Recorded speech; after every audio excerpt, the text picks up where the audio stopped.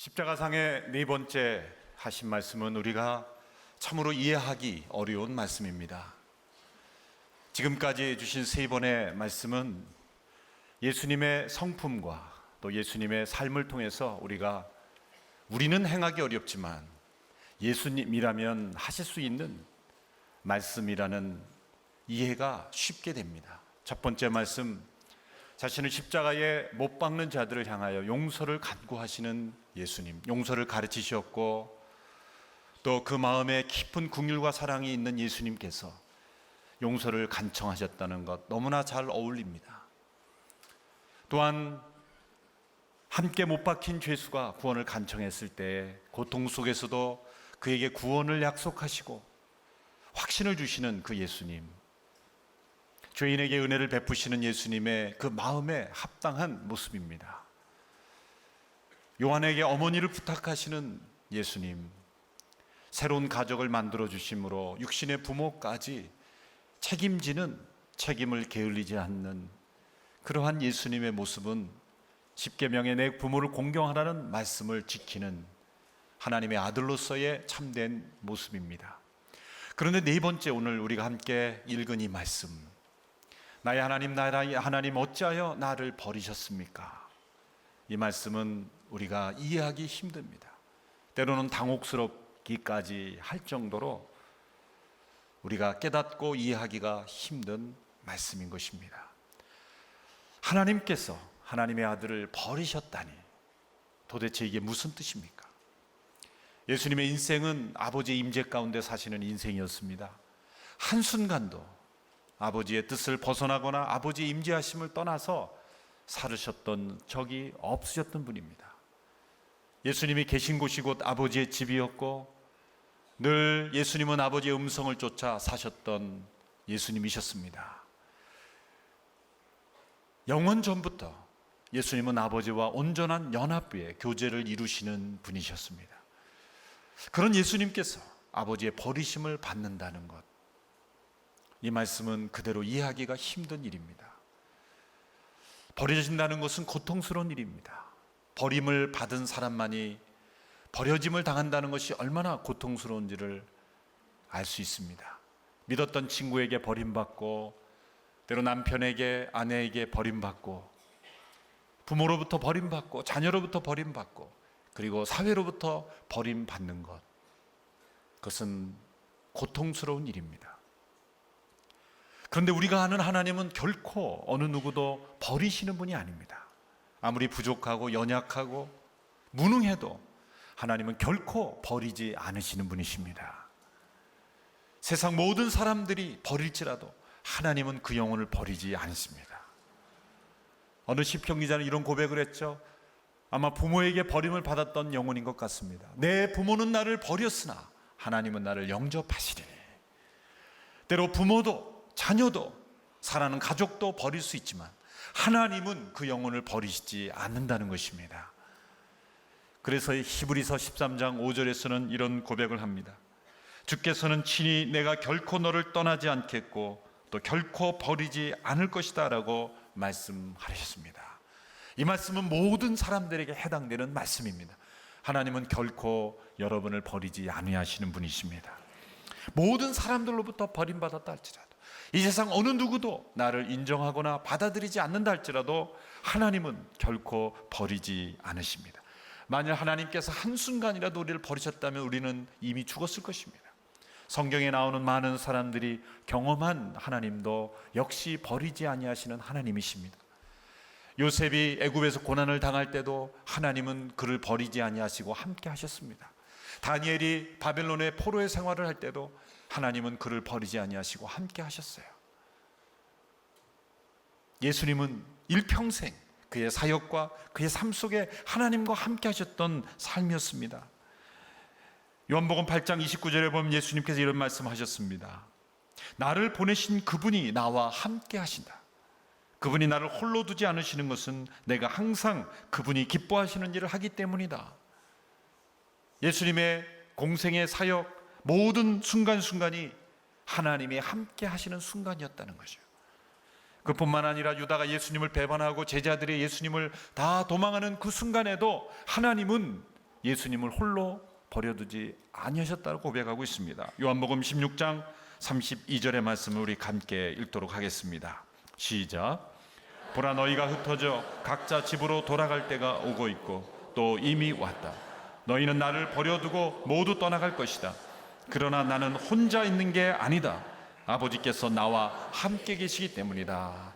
예수님 주변에 있던 모든 제자들이 다 예수님을 버릴지라도 하나님은 예수님을 버리지 않고 함께 계셨다고 고백하고 있습니다.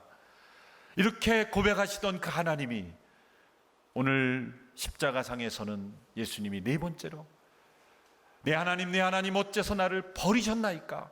버리셨다는 고백을 하고 있습니다. 왜 하나님은 예수님이 십자가에 매달려 계실 때 그 아들을 버리셨을까요? 머리에 가시 면류관이 쓰여지고 침뱉음을 당하고 그리고 칼로 찔림을 당하고 채찍증을 당하고 십자가에 매달리실 때도 예수님은 입을 열지 않으셨어요. 오로지 용서의 간청함만 하나님께 드리셨을 뿐 그 입으로 불평하거나 그 입으로 자신의 육신의 고통을 탓하지 않으셨습니다. 그런데 하나님께서 그를 버리셨다는 고백을 하셨다는 거예요. 어떻게 이 예수님의 절규를 우리가 우리의 이 무지한 지성으로 우리의 어두운 마음으로 다 이해할 수 있겠습니까? 이 신비스러운 예수님의 고백은 우리가 다 이해할 수 없을 것입니다. 성령께서 우리에게 우리의 어두운 영을 밝혀주셔야만 이 십자가 위에서 부르짖으신 예수님의 이 부르짖음을 우리는 이해할 수가 있을 것입니다. 그러나 예수님이 하나님의 버리심을 받았다고 고백하였기에 십자가상에서 예수님은 아버지 하나님의 버리심을 받은 사건이라는 거죠. 십자가는 하나님께서 그의 아들을 버리신 사건입니다. 삼위일체 하나님의 관계, 삼위일체 하나님의 연합이 깨어졌다는 뜻이 아닙니다. 본질적으로 하나님이신 그분이 아버지와 아들과의 그 본질이 깨어졌다는, 본질이 달라졌다는 뜻이 아닙니다.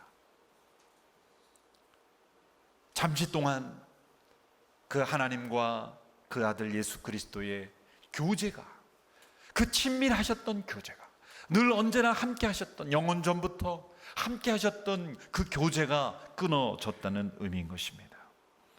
왜 하나님께서 그 아들을 십자가에서 버리셨습니까? 온 세상에 임할 하나님의 심판을 그 아들에게 쏟으셨기 때문입니다. 예수님이 십자가에 못 박혀 계시는 그 순간, 네 번째 말씀하시기 전에 온 땅에 어둠이 3시간 동안 임했다고 말하고 있습니다. 정오부터 오후 3시까지. 그때는 태양이 가장 강렬하게 비칠 그때입니다. 대낮입니다. 해가 중천에 떠 있을 때입니다. 그런데 햇빛이 그 빛을 잃어버리고 온 땅에 어둠이 임했습니다. 그 골고다 언덕만이 아니라 예루살렘만이 아니라 유대만이 아니라 온 땅에 어둠이 임했던 것입니다. 아담 안에서 모든 사람이 죄를 범했기에 이 죄는 온 세상에 퍼져 있었던 것입니다. 그러므로 사람이 있는 모든 곳에 그 죄는 퍼져 있었습니다. 그러므로 온 땅에 어둠이 임한 것입니다. 온 세상의 죄에 하나님의 심판이 임한 것입니다. 그런데 그 온 땅에 임할 하나님의 심판을 온 땅에는 어둠만 가득하게 하시고 단 한 사람, 그 아들 예수 그리스도에게 하나님의 진노를 쏟아 부으셨던 것입니다. 이 암흑이 임한 것은 하나님의 심판이 임했다는 증거였습니다. 구약에도 보면 암흑이 임했던 사건이 나오죠. 이스라엘 백성들이 출애굽할 때 그 애굽 땅에 3일 동안 9번째 재앙으로 암흑이 임했던 적이 있습니다. 하나님의 심판입니다. 햇빛은 하나님이 주신 축복의 상징입니다. 햇빛을 통해 생명이 유지가 됩니다. 빛이 없는 곳에서는 생명이 유지될 수가 없습니다. 그러나 그 햇빛이 멈추었을 때, 3시간 동안 멈추었을 때 온 세상에는 칠흑같이 어두운 어둠이 임했습니다. 그러나 생명은 오직 한 생명만 죽임을 당했습니다. 하나님은 그 아들 예수 그리스도에게 온 땅에 임할 하나님의 진노를, 나머지 온 땅에는 어둠만 있게 하시고 그 생명은 예수 그리스도에게 그 진노를 부으셨던 것입니다. 예수님의 이 부르짖음은 단지 예수님께서 육체적인 죽음만을 경험하신 것이 아니라는 것을 의미합니다. 예수님은 결코 육체의 죽음을 두려워하지 않으셨습니다.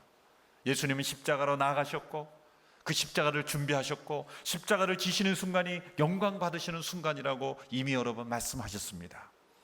예수님의 이 절규는 무엇입니까? 그의 영혼까지도 버림을 받는 것, 그 영혼까지도 그 아버지 하나님과 교제하시던 그 영혼까지도 버림을 받는 고통의 절규였던 것입니다. 존 칼빈은 이렇게 말했습니다. 예수님께서 만약 육체적으로만 죽으셨다면 십자가는 아무 효력이 없었을 것입니다. 그의 영혼도 함께 형벌 받지 않으셨다면 그는 육체의 구속자에 지나지 않으셨을 것입니다. 예수님께서는 육체가 십자가에서 찢겨지는 죽음만이 아니라 그의 영혼까지도 하나님께 버림받고 정죄받는 고통을 담당하신 것입니다. 그의 아들을 이렇게 버리실 때, 그의 영혼까지도 형벌을 내리실 때에 그 아버지 하나님의 마음은 어떠셨을까요? 아들만을 버림받으실 것일까요? 그 아들을 버리신 그 아버지의 마음은 얼마나 고통스러웠을까요? 따라서 내 하나님 어째서 나를 버리셨나이까? 라는 이 질문을 이렇게 바꾸어서 설명해야 되는 것입니다. 하나님이 왜 그 아들과 함께 고통받으셨을까? 하나님이 왜 그 아들과 함께 고통받는 길을 선택하셨을까요? 바로 그런 질문으로 우리는 해석해야 하는 것입니다. 그 이유는 무엇입니까? 하나님의 이중성 때문입니다. 이 이중성은 겉과 속이 다른 이중성이 아닙니다. 하나님은 거룩하신 분이기에 죄를 조금 더 참아보실 수 없는 분이시요, 동시에 하나님은 사랑이시기에 그 어떤 자도 용서하시기를 기뻐하시는 하나님, 이 이중성, 겉과 속이 다른 이중성이 아니라 하나님은 겉과 속이 같으신 진실한 분이신데 죄에 대하여는, 인간이 범한 죄에 대하여는 참으실 수가 없는 거룩한 분이고 공의로운 분이며 동시에 하나님이 창조하신 사람은 어떠한 죄라도 용서하실 수밖에 없는 사랑의 하나님, 이 하나님의 딜레마, 하나님 안에 있는 이 갈등을 하나님은 해결하셔야만 했던 것입니다. 하나님은 그 하나님의 갈등을 십자가 안에서 자신의 아들에게, 그리고 더 나아가 자기 자신에게 쏟기로 결정하신 것입니다. 온 세상의 사람들은 용서하시되 그러나 그 죄에 쏟아야 할 모든 진노는 당신의 아들에게 쏟으심으로 온 세상에는 어둠만이 가득하게 하시고 온 세상에 이미 심판이 맞다는 징조로 보여주시고 그의 아들에게 진노를 쏟으심으로 하나님은 그의 사랑도 이루시고 그의 공의도 이루신 것입니다. 시편 곳곳에 이런 표현이 나옵니다. 하나님의 긍휼과 진리가 서로 입맞추었다. 의와 화평이 서로 입맞추었다. 십자가는 하나님의 사랑과 공의가 만나는 장소였습니다. 하나님의 긍휼과 하나님의 진노가, 공의가 만나는 지점이었습니다. 하나님의 의로우심과 하나님의 화평이 만나는 자리였던 것입니다. 바로 이 하나님의 이중적 성격 때문에 십자가가 역설이 된 것입니다. 우리들을 빛으로 인도하기 위하여 하나님은 그 아들을 어둠 가운데 버려두신 것입니다. 우리를 하나님 앞에 인도하기 위하여 그 아들을 버리신 것입니다. 우리를 진리로 자유케 하기 위하여 그 아들을 거짓과 불의 가운데 버리신 것입니다. 우리를 살리시기 위하여 그 아들을 죽이신 것입니다. 오직 예수님만이, 하나님의 아들 예수 그리스도만이 이 하나님의 이 완전하신 사랑 그리고 완전하신 공의를 담당하실 수 있었기에, 기꺼이 담당하실 수 있었기에 그분의 순종함으로 이 모든 일을 이루어 주신 것입니다. 내 하나님, 내 하나님, 이렇게 하나님의 이름을 부를 때, 그것은 예수께서 여전히 그 하나님을 신뢰하고 계셨다는 것을 보여주는 것입니다. 하나님은 예수 그리스도를 버리셨지만 그의 아들 예수 그리스도는 하나님을 여전히 나의 아버지로, 나의 하나님으로 붙잡고 계셨던 것입니다. 어찌하여 나를 버리셨나이까? 그것은 하나님께 대한 원망과 한탄의 불평의 질문이 아니라, 하나님, 나를 버리시기까지 이 세상을 그토록 사랑하시는군요. 그런 주님의 신앙의 고백이요, 하나님께 대한 영광의 찬미의 질문이었던 것입니다. 사탄의 목표는 무엇입니까? 하나님께 대한 신뢰와 믿음을 제거하는 것이었습니다. 그러나 예수님은 버림받는 그 순간에도 하나님 아버지를 신뢰하심으로 승리하셨던 것입니다. 십자가상에서 하나님께서 그 얼굴을 숨기시고 그 얼굴 빛을 감추시고 온 세상에만 어둠을 주시고 그 아들을 버리심으로써 3시간 동안 이 온 세상에 어둠이 임하지 않았더라면 우리에게 영원히 어둠이 임했을 것입니다. 그의 아들이 하나님의 버리심을 받지 않았더라면 우리가 영원토록 하나님께 버림을 받았을 것입니다. 이것이 바로 십자가에서 외치신 4번째 예수님의 음성의 의미인 것입니다. 하나님은 그 아들을 버리심으로 우리를 아버지 앞으로 인도하신 것입니다. 하나님은 십자가에서 아들에게 자신의 얼굴을 숨기우심으로, 자신의 임재하심을 나타내지 않으심으로, 그 아들을 버리심으로 우리를 살리시고 하나님의 놀라운 구원을 이루신 것입니다. 또한 하나님은 이 시간에도 우리의 삶 속에 때로 하나님이 마땅히 나타나셔야 하는 그 순간에 하나님은 자신의 얼굴을 숨기십니다. 그리고 우리를 고난 가운데 두십니다. 그것은 우리를 진정 버리심이 아니라 아들을 아끼지 아니하시고 주신 그 하나님께서 우리를 버리시겠습니까? 하나님의 숨기심에는 더 놀라운 계획이 있는 것입니다. 하나님은 자신을 숨기심으로 하나님은 놀라운 일을 행하십니다. 시편 기자도 곳곳에서 이 숨어 계신 하나님에 대한 고백을 합니다. 시편 10편에도 어찌하여 여호와여 어찌하여 멀리 서시며 어찌하여 환난 때에 숨으시나이까? 시편 13편 1절에도 여호와여 어느 때까지이니까 나를 영영히 잊으시나이까? 주의 얼굴을 나에게서 언제까지 숨기시겠나이까? 여러분, 햇빛이 찬란히 비칠 때 하나님을 신뢰하는 것은 쉽습니다. 그러나 어둠이 있을 때 하나님을 바라보는 것은 쉽지 않습니다. 번성하고 형통할 때 하나님을 믿고 신뢰하는 것은 쉽습니다. 그러나 고난 중에 있을 때, 영적 가운데 있을 때 하나님을 믿고 신뢰하는 것은 어려운 일인 것입니다. 엄청난 상실과 고난을 경험했던 욥도 동일한 고백을 했습니다. 내가 하나님이 계신 곳을 알면 한번 하나님 앞에 나아가서 내가 한번 따져보고 싶다. 그러나 앞으로 가도 그가 계시지 않고 뒤로 가도 옆으로 가도 그가 계시지 않는구나. 하나님은 숨어 계신 하나님이셨습니다. 많은 신실한 성도들이, 하나님과 동행하는 성도들이 고백한 하나님은 바로 숨어 계신 하나님이셨습니다. 예수님이 경험하신 것처럼 십자가 위에서 그 아들을 버리시는 그 하나님, 버리심으로 구원을 이루신 것처럼 우리 모두를 때로 하나님의 우리의 고난 가운데 우리를 버려두심으로 하나님, 우리가 이해할 수 없는 놀라운 하나님의 계획을 이루어 가신다는 것입니다. 이스라엘 백성들이 바벨론의 포로로 잡혀갈 때 이사야 선지자는 이렇게 고백했습니다. 구원자이신 이스라엘의 하나님, 주께서는 참으로 숨어 계신 하나님이십니다. 이사야 45장 15절의 말씀 같이 한번 읽어보겠습니다. 시작. 구원자이신 이스라엘의 하나님, 주께서는 참으로 숨어 계신 하나님이십니다.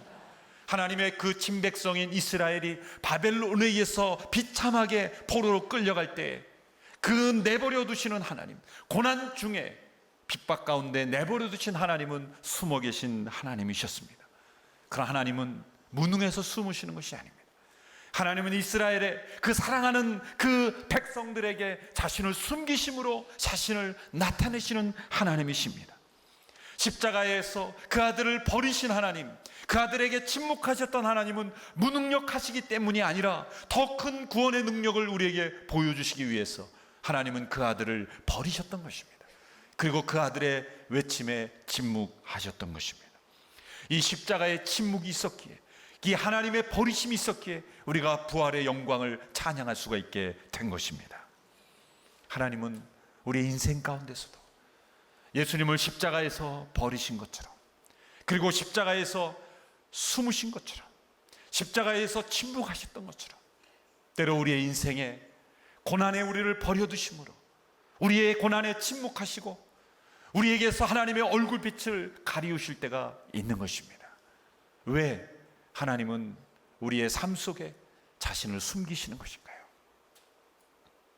두 가지 이유가 있습니다. 첫째로 하나님은 우리가 믿음으로써 하나님을 바라보기를 원하시는 것입니다. 이스라엘 백성들이 하나님을 보지 못해서, 하나님의 살아계심을 눈으로 보지 못해서 하나님을 믿지 못한 것이 아닙니다. 이스라엘 역사만큼 하나님의 살아계심이 분명히 드러난 역사가 어디 있습니까? 출애굽의 기적, 홍해 갈라지는 기적, 요단강의 기적, 만나의 기적, 구름 기둥과 불 기둥의 기적, 그 외에 어떤 기적이 필요하단 말입니까? 그러나 눈으로 그들이 하나님의 살아계심을, 기적을 보았지만 그들은 적어도 10번 이상이나 하나님을 배역하고 우상을 만들고 하나님을 배반했습니다. 눈으로 하나님의 임재를 보지 못해서 그들이 하나님을 배역한 것이 아닙니다.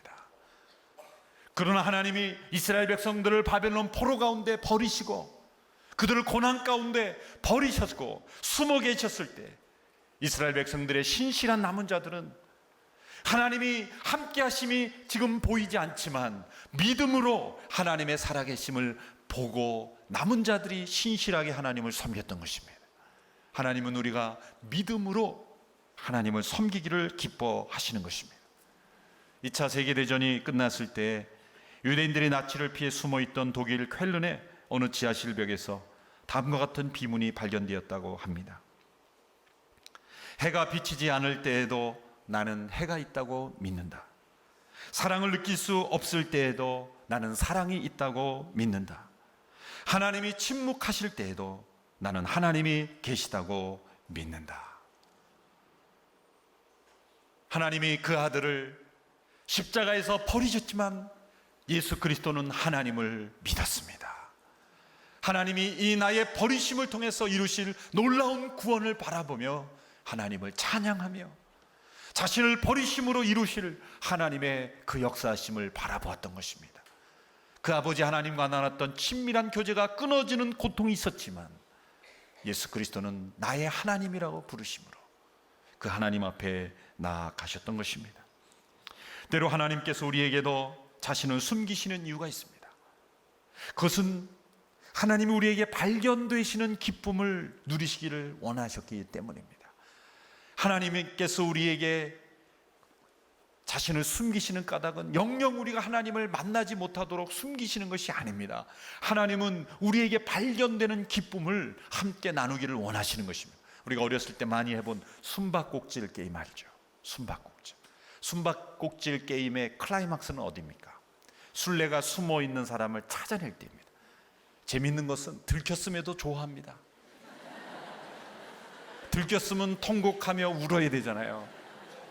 그런데 막 술래가 나를 발견하면 그렇게 좋다고 박수치며 즐거워하는 그 희한한 게임이에요. 숨바꼭질의 묘미는 거기에 있는 거예요. 하나님이 당신을 숨기실 때 우리가 하나님을 완전히 찾을 수 없도록 숨기신 것이 아닙니다. 때로 우리 어린 자녀들과 숨바꼭질을 하면 부모님이 술래가 되어주잖아요. 그럼 부모님은 딱 보면 애들이 어디 숨었는지 다 압니다. 질문만 한번 던져보면 알아요. 자, 다 숨었니? 그러면은 다 숨었다 얘기해요. 거기로 가면 찾아내면 우리 아빠 굉장한 능력이다 이렇게 얘기해요. 반대로 자녀가 술래일 경우에 부모가 완전히 숨기려고 하면 어떻게 하면 돼요? 다른 데로 가버리면 되죠. 그런데 어디 숨습니까? 자녀들이 찾기 좋은 위치. 문을 살짝 열어놓는 거예요. 그리고 어린 자녀가 못 찾고 지나가면 기침을 합니다. 그러면 자녀는 자기가 잘나서 찾는 줄 알고 능력이 자기에게 있는 줄 아는 거예요. 에크하르트 마이스터라는 그 신비적인 학자는 하나님은 어떤 분인가? 숨어 계셔서 헛기침을 하고 우리를 기다리시는 분이시다. 우리에게 발견되는 기쁨, 우리가 믿음으로 하나님 앞에 나와 하나님을 발견하고 하나님과 더불어 기쁨을 나누기를 원하시는 거예요. 하나님이 있는 그대로 우리에게 보여주시려고 하면 보여줄 수 없었겠어요? 그러나 능력으로, 기적으로 하나님이 있는 그대로를 다 보여주고 우리 감당할 수 없습니다. 하나님을 보고 살 자가 없다고 그랬어요. 하나님은 우리에게 자신을 나타낼 때 반드시 감추셔야 합니다. 하나님의 능력을 전부 나타내시면 우리는 죽습니다. 감당할 수가 없습니다. 반드시 자신을 숨기셔야만 해요. 우리가 하나님의 영광을 아무리 보았다 할지라도, 모세가 그 하나님의 얼굴을 대면하고 보았다 할지라도 그것은 하나님의 아주 지극히 일부만 본 거예요. 하나님은 있는 그대로 우리를 보여주실 수가 없어요. 반드시 감추셔야만 합니다. 숨기셔야만 합니다. 우리는 믿음으로 그 하나님 앞에 나아가 그 숨어 계신 하나님을 발견하는 기쁨을 누려야 하는 것입니다. 십자가상에서 하나님은 숨어 계셨습니다. 그리고 그 아들을 버리셨습니다. 십자가에서 예수님을 버리심으로 숨어 계신 하나님은 누구에게 발견됩니까? 그 십자가, 예수님의 십자가가 바로 내가 달려야 될 십자가라고 믿고 인정하고 하나님 앞에 나오는 자들에게는 십자가 위에서 감추신 그 하나님이 밝히 나타나시는 것입니다. 만일 그 믿음을 가지고 않고 하나님께 나오지 않는 자들은 그 십자가는 어리석어 보일 뿐이요, 형벌받은 한 죄인일 뿐이요, 그 십자가 위에서 매달려 죽은 예수 그리스도는 로마 제국에 의하여 형벌당한 한 중죄인 뿐인 것입니다. 그러나 그 십자가가 바로 내가 달려야 될 십자가고, 나를 위한 십자가고, 나 옛사람이 함께 죽은 십자가라는 것을 고백하며 믿음으로 나오는 자들에게 십자가 위에서 감추셨던 그 하나님은 놀라운 사랑의 하나님, 공의 하나님, 이 땅의 모든 죄를 다 도말하신 하나님, 그 아들 가운데 나의 죄를 용서하시는 하나님으로 우리에게 밝히 나타나시는 것입니다. 이 십자가 위에서 감추신 하나님을 발견하지 못한 사람은 영원히 하나님께 감추인 자가 되는 것입니다. 하나님께서는 예수 그리스도 그의 아들께서 우리의 죄를 대신하여 십자가에 달리셨을 때 그의 아들이라고 그의 형벌을, 죄에 대한 형벌을 면해주지 않으셨습니다. 눈 감아주지 않으셨습니다. 그러므로 우리가 우리의 죄를 가지고 그대로 우리가 하나님 앞에 나아가면 하나님은 결코 우리를 내버려 두실 수가 없는 것입니다. 그러므로 내 죄를 가지고 하나님의 심판대 앞에 설 것입니까? 아니면 내 죄를 해결하신 예수 그리스도를 의지함으로 나아갈 겁니까? 십자가 위에서 감추신 그 하나님을 발견하는 기쁨을 누리며 하나님 앞에 나가실 겁니까? 아니면 마지막 날에 십자가 위에서 감추신 그 하나님이 우리에게 나타나실 때는 이미 늦은 것입니다. 그러면 예수님이 십자가 위에서 고백하셨던 이 고백을 우리가 마지막 날에 고백하게 되는 것입니다. 어찌하여 나를 버리셨나이까? 그러나 하나님은 그 질문에는 응답하지 않으십니다. 후회도 소용없습니다. 영원토록 나를 어찌 버리셨나이까? 원망하고 한탄해도 그 질문에서 헤어나올 길이 없는 것입니다. 이 온 세상에 3시간 동안 암흑이 어둠이 임하지 않았더라면 영원토록 우리 가운데 어둠이 임했을 것입니다. 영원토록 우리가 어둠 가운데 살아갈 것입니다. 십자가 위에서 하나님께서 그 아들을 버리지 않으셨다면 우리가 영원토록 하나님의 버리심을 받았을 것입니다. 그러므로 예수님의 이 4번째 말씀을 하심으로 하나님의 버리심을 받고 십자가 위에서 그 몸이 찢겨지심으로 우리의 모든 죄가를 담당하신 것에 대해 우리는 감사와 찬송을 올려드려야 하는 것입니다. 그리고 그 예수님 앞에 우리의 죄를 고백해야 하는 것입니다. 그리고 바로 그 십자가가 내가 져야 될 십자가, 내가 매달려야 될 십자가였다고 고백하며 나가야 하는 것입니다. 그런 고백을 가지고 십자가 앞에 나아오는 영혼들에게는 마치 그 당시 3시간 동안 온 땅에 암흑이 임했지만 단 한 영혼에만 하나님의 진노가 임했던 것처럼 오늘 이 시대에도 동일한 그 십자가의 효과는 이루어지고 있는 것입니다. 그 한 영혼 하나님의 아들 한 사람에게 부어주신 하나님의 진노는 그 아들을 믿고 의지하는 자에게는 결코 그 진노가 임하지 않는 것입니다. 요한복음 3장 36절의 말씀을 우리 한 목소리로 읽겠습니다. 개역 번역으로 함께 읽습니다. 시작. 아들을 믿는 자는 영생이 있고 아들을 순종치 아니하는 자는 영생을 보지 못하고 도리어 하나님의 진노가 그 위에 머물러 있느니라. 하나님은 아들이 죄인을 대신하여 섰을 때 그 아들을 용서하지 않으셨던 것처럼 예수 그리스도를 거절하고 받아들이지 않는 자는 용서하지 않으실 것입니다. 바로 네 번째 예수님의 외침이 우리에게 너무나 중요한 이유가 거기인 것입니다. 하나님은 더 이상 그 아들 이외의 사람은 버리기를 원치 않으시는 것입니다. 그 아들로 족한 것입니다. 온 세상의 모든 사람의 죄를 담당하신 그 아들의 죽음만으로 하나님은 더 이상 버리기를 원치 않으신 것입니다. 그것이 아버지의 마음입니다. 우리 예수님께서 어찌하여 나를 버리셨나이까 이 고백 속에 죽으셨다면 이제는 더 이상 우리 어떤 사람에게서도 이 고백이 주님 앞에 나오지 않게 되기를 하나님은 원하고 계십니다. 우리 주님이 이 고백을 통해 우리의 구원을 완성하신 것을 감사하시기를 바랍니다. 그리고 우리의 대언자 되신 예수 그리스도를 의지함으로 날마다 죄 용서받고 확신 가운데 삶으로 십자가의 은총을 감사하며 찬양하는 우리 인생이 되기를 주님의 이름으로 축원합니다.